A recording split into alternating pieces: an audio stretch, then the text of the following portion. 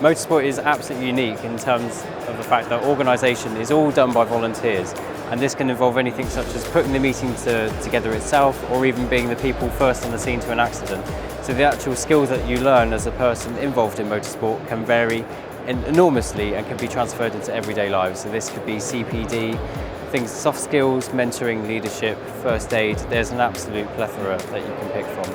So the first sort of most important group of officials that we have, or I should say our Marshals, there's about 10,000 of them registered with us with Motorsport UK. We anticipate there's another 10,000 more outside of the registration that we have at the moment.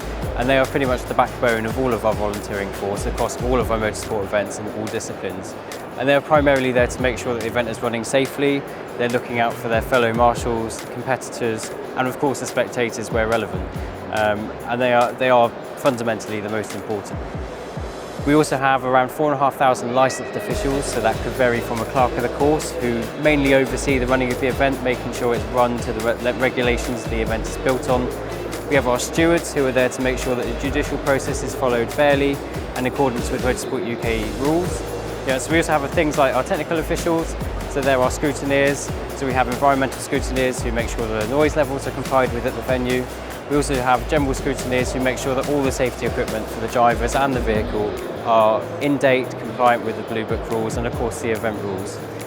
We also have timekeepers, so of course everything is done via a clock, either competing against one another or against yourself, and there will always need to be a timekeeper at events.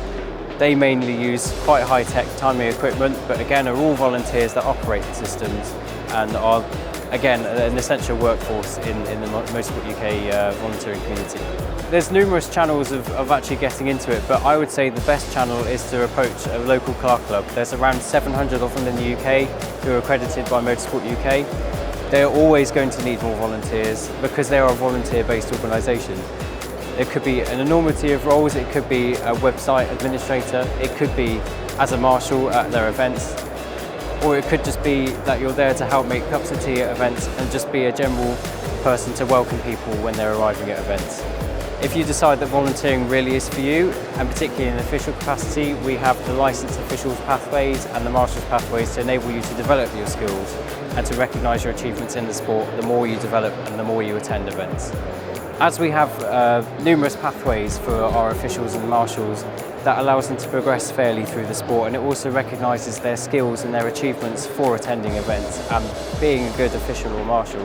That may enable you to marshal or officiate at higher status events, so for us in the UK that's pretty much the Formula 1 Grand Prix in Silverstone. But also I'd say the biggest benefit of officiating or marshalling or volunteering in general is the friendship and the support network you build at events. Now there's the thing called the racing family. The motorsport world may seem rather big, but actually it's a lot smaller, and the people that you become friends with may turn out to be friends for life, and the social opportunities of volunteering as well are enormous.